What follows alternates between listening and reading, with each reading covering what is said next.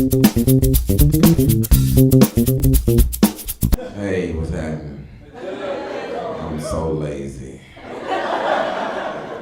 You know, I'm getting a little frustrated with being short because it's like the whole world is getting taller than me.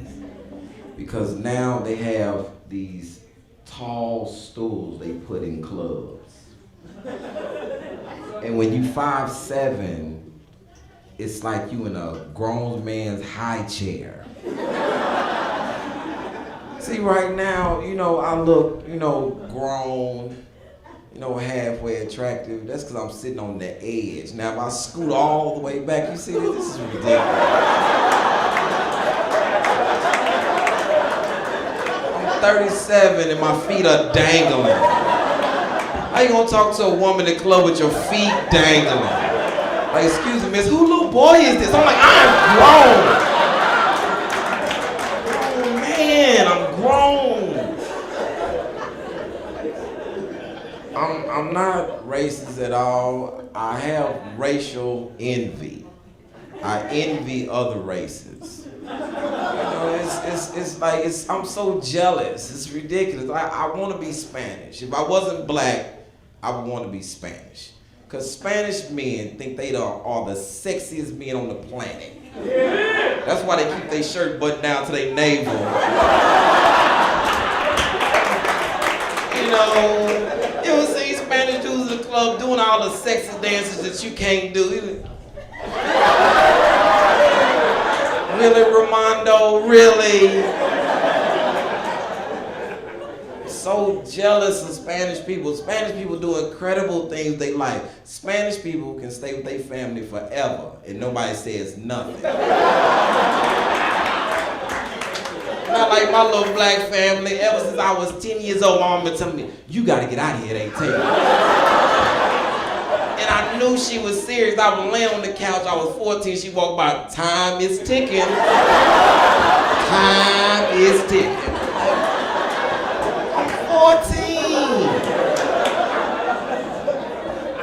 It's crack. Y'all don't understand how bad I want to be Spanish. Spanish people, nothing happens to them. Spanish people, when the last time somebody broke in your house? Never. Because there's always somebody home in somebody's Spanish house. How you gonna break in with somebody looking at you? Now put that down, that's not yours. Who's it? It's Raymondo's. Who called me?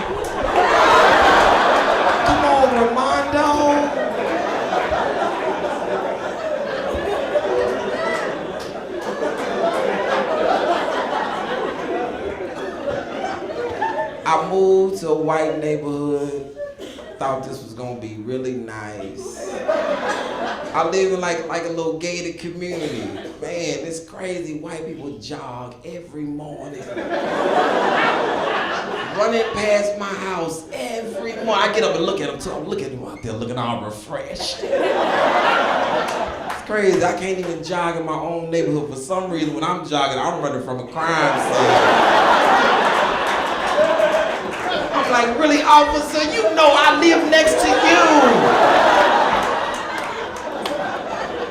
They should have a jog age limit. It's the one white guy that jogs, he's like 80. When is he gonna stop it? Oh, come on, Mr. Wilson. It's crazy. Black people are very resilient. We don't let a lot of things bother us. I read the USA Today every day, and you know, I kind of stereotype sometimes when I'm reading. You know, it said ever since the recession, the rate of suicide has gone up. And I know this has nothing to do with my people because we don't let bills kill us. I've never seen a bill that's gonna make me kill myself. Never! My light bill could be $3 trillion. I'm gonna call them, hey, I'm gonna send y'all something Thursday. Like, what Thursday? Now y'all in my business. It's gonna be a Thursday, I got some extra money because I'm not finna spend all my money on my bills. I'm just ridiculous. Man, Man, I have a lot of friends, and my white friends are the only ones who do this. Do not calculate all your bills out, and they come up to equal your check, and you pay all your bills. Are you crazy? Something's not getting paid. I think it's Geico. Because I done rode around without insurance before. I'm not scared of that. I'm not sitting in my house broke on a Friday. You stop liking your house. You're like, this is terrible. I need to paint over there. I think that men are more confident than women. And I know women always get mad at me about that, but it's so easy to do a confidence test. You know, when the last time, fellas, the ugly woman tried to talk to you? Never. Because when a woman thinks she's unattractive, she's not finna say nothing to you. You could be your name, Steve. You on the job. Women like you. Like, they go, Steve, I love him so much. Well, say something to Steve. I'm not finna say anything to Steve. Why you not gonna say nothing to Steve? Because I am ugly. Ugly men do not care about being ugly. And women know, as soon as an ugly man see them, say, excuse me. Men don't care about being ugly. I'm talking about you and your lady, you and your girlfriend sitting at the bar, ugly man to come slide right between both of y'all.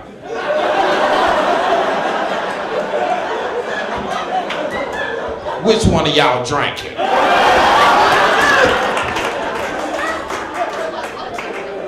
Men don't care about nothing. Men do not care about being fat. We do not care about being, a man will get his little fat self right out the shower and look right in the mirror and say, man, I'm gonna kill him when I put my clothes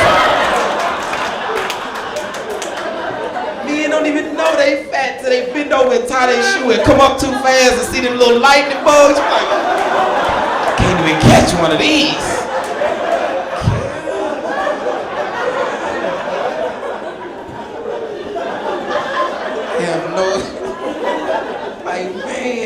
A grown man working out after you got a job. My job is my workout. Women, they care about being fat. They care so much that men, I don't know if you know that women have come up with some sort of device to put under their clothes and stuff their fat. Side fat, back fat, in like a little outfit under their clothes called Spanx. Make their body look smooth. You can't even make a good decision in the club. You like, I'm gonna take her home. You get her home, she unfold like luggage in front of you. What is all of this? I didn't see none of this at the club. So none of it. I put my daughter in private school. I thought this was a good thing. It's ridiculous, man. You put your kid in private school and then they become smarter than you. And it's not like I'm dumb or nothing. It's the fact that, I done got older. Now I'm forgetting how to spell words. And it's not the big words, it's little words. You ever wrote something down and it just didn't look right? And you like, man, I know how to spell if.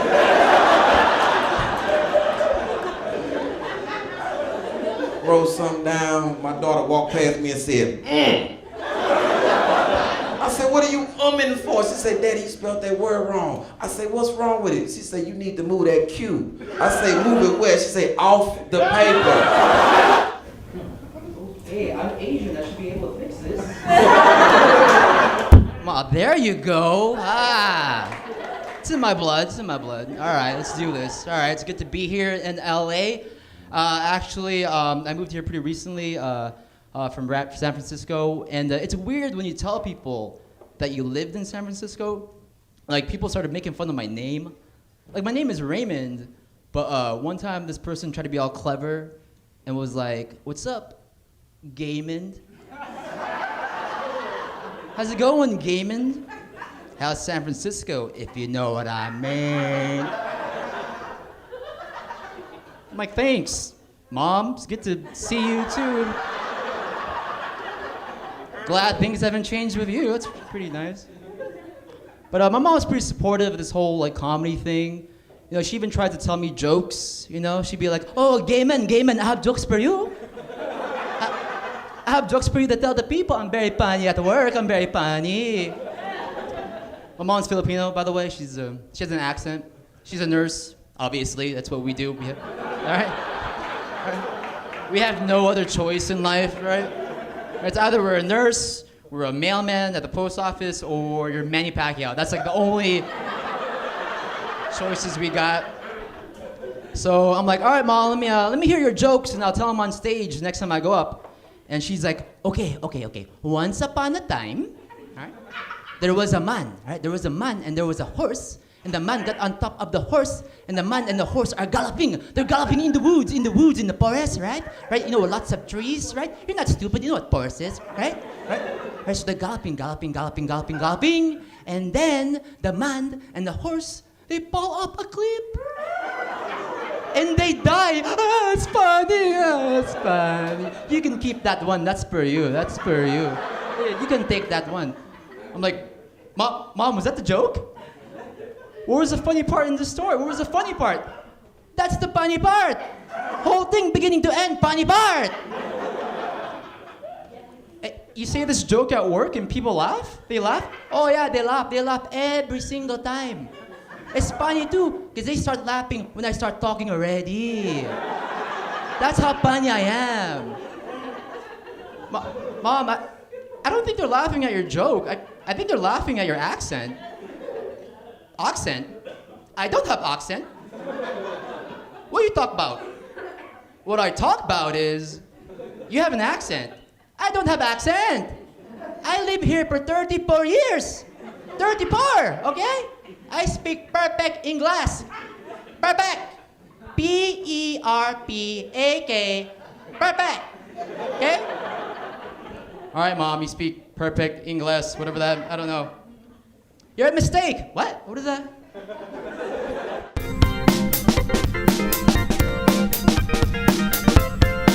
I've been in Iraq 3 times. Twice we did comedy for the troops. The third time was vacation. The third time, I just wanted to see it. And it is nice. They have one tree. It's gorgeous. So you wait in line for that, and then you fight your way back to the plane. So it's like a hiking trip of sorts. When we did comedy for the troops, we'd go over there, and they would have a lot of like small bases, where they only have like 40 troops at these bases. So they would have like a lot of makeshift stuff for these guys, like their bathrooms. They had pipes dug in the ground, and that's what they would pee into. And then if they did the other, they had a bag. They called it a wag bag. So it was very awkward. Like I went up to a soldier, I go, "Where's your restroom at?" And he was like, "You gotta go number 1 or number 2. It's like, well, I don't really see how that's your business. And to be honest, I might mix it up. So why don't you let me decide, all right? We have barely made eye contact. I got to go to Bahrain, too, which I learned was a country when I got there. I thought it was the guy we were meeting, and it was... When you go to Bahrain, you go and you stay on an army base, but there you can actually leave the base and go out to the city. So they tell you, they're like, look, if you go out there, it's safe, just don't draw attention to yourself. So they were like, don't wear American t-shirts.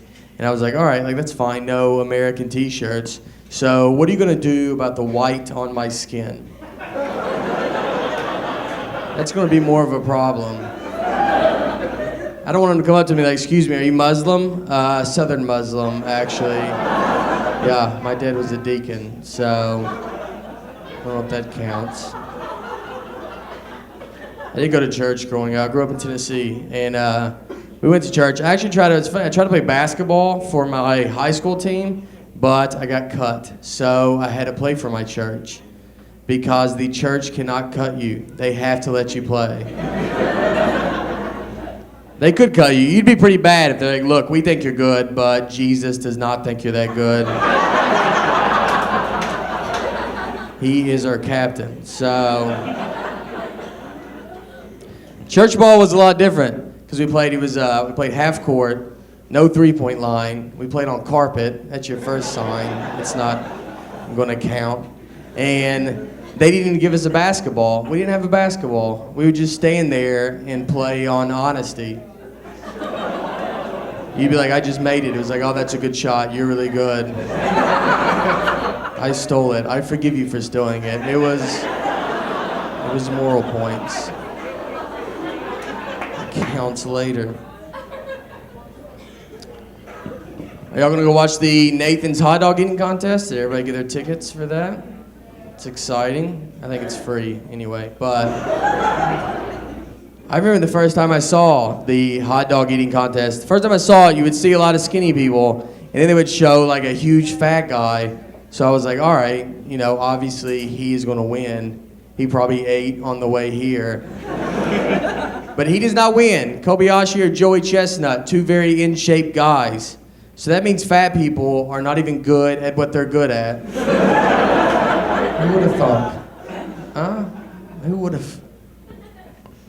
I'm married, and that is whatever, but you do it. You know what marriage is like? Marriage is like, you ever go to a concert and you see a mosh pit, and you're like, you know what, I'm gonna go get in that mosh pit. But then once you get in it, you're like, I do not want to be in this mosh pit. At all. I am gonna leave and go get some beer, then the mosh pit's like, hey, you drank last night. You're like, all right, mosh pit, why don't you get off my back and let me live my life. I always get home late doing comedy, and my wife will be asleep, so I'll go in, I fix something to eat, I'll watch TV, I'll be home for like an hour, then I hear my wife from the bedroom, and she'll be like, Nate, is that you? You know, you better hope to God it's me. You have let some murderer get quite comfortable in this house. He is eating. And if someone broke into our house, we don't have a gun to protect us. So, like, oh, I have a pocket knife. That's what I have, which is going to do nothing. I could hope to aggravate him at best. Like, I'd cut him, and he'd be like, you just ripped my shirt? And then he'd murder both of us. That's best case scenario. With a pocket knife. Because I don't know how to use this knife in the middle of the day. Much less I'm going to wake up out of a dead sleep and have some kind of knife skill I've never had before. And it's a flip-out knife. You're supposed to go one motion, but I always have to pull it the rest of the way, so... He'd just walk in and be like, oh, I'm not really that nervous about that. You don't know what you're doing. I'm like, I don't. It's just there for show. So what we have to do, me and my wife, we have to sleep strategically in our bed to prepare for an attack. So my wife, she sleeps next to the door because it's my strategy. So, yeah, I drew it up. So the plan is she's next to the door. So when the guy comes in, she's gonna lunge at him, whether she's awake or not, but she will lunge. And she's from Alabama. She's pretty scrappy. So she will put up a pretty good fight with this guy. At least a good enough fight that I can be practicing with my knife on my side. I can already have it out. He won't even see that part. So when he comes to me, I'll be like, I don't know if you looked over here while you fought my wife, but that used to be one whole pillow. I'm just saying, it's your call at this point. I've been practicing a lot. Now, we don't have kids yet, but I would like to have kids. I would like to have kids just to have a friend in the house at this point would be nice. Is that bad? Or does that mean it's going good? Just tell me if it's fine. You know what it is? Marriage is, men are not good at marriage. We're just not prepared for marriage. Women, you are very prepared. Like, look at all the toys you played with. Like, when you're a kid, when you're a baby and you're born, they give you a baby doll. So they give you a baby when you're a baby. They're like, look, I would probably start figuring this out. This is where it's going. And then they give you Barbie and Ken, so you have to deal with all that drama that they have. Then women would play house. They would just play house. They would fake vacuum. When I see my wife vacuum now, I'm like, she is living her childhood dream. She has made it. Hey, I can't compete. Because as a guy, we didn't have any of that. We played Fort. We had to keep everybody out of where we are. And the only toys we had were Transformers and Ninja Turtles. Those are not even real things. None of them had wives. They weren't married. I never played with my Ninja Turtles, and I had them going to fight Shredder. And then Michelangelo was like, hey, can y'all give me 2 seconds? I don't know, my wife just showed up. I don't know how she found us, but she looks furious about something. I don't know, dude. I don't know. And then she comes over and she's like, what are y'all doing? Who's this April chick? It's like, listen, she's a reporter. How about you not read into stuff, all right? How about you not check my Facebook? Is that possible? I got in trouble because for my wife's birthday, I bought her an oven for her birthday. Yeah. Listen, here's why. Because like the vacuum, her other favorite toy as a kid was the Easy Bake Oven. So I was like, all right, I'll get her a legitimate big girl oven. An adult oven, like that's not impressive. If she bought me a truck and it turned into a live robot, I would freak out and be like, this is the greatest gift I have ever had in my life. This is the best. I still play with the kid stuff. I play a lot of video games, and the thing with video games, they're a lot different than when I played when I was younger. Because like I'll play Madden football, and when you used to play Madden, as a kid, you would just pick your favorite team. That was it. There wasn't that much to it. But now when you play, they have you running the whole stadium when you play. So before you start, they're like, all right, how much do you want to charge for hamburgers? And you're like, I don't even know how much a fake hamburger would go for. I didn't know we were getting this serious about the game. I didn't go to college. That's why I'm playing your game. And they give the players emotions. The players will argue with you. I'll use the Titans. I'll use Vince Young. And they're like, hey, Vince is not happy with his contract. Like, all right, well, tell Vincent that he is not real. And I will reset this and start over if he does not clean up his attitude. I don't need him yelling at me. My wife is furious I'm playing this game. I don't need him bitching at me, too. That's why I play this.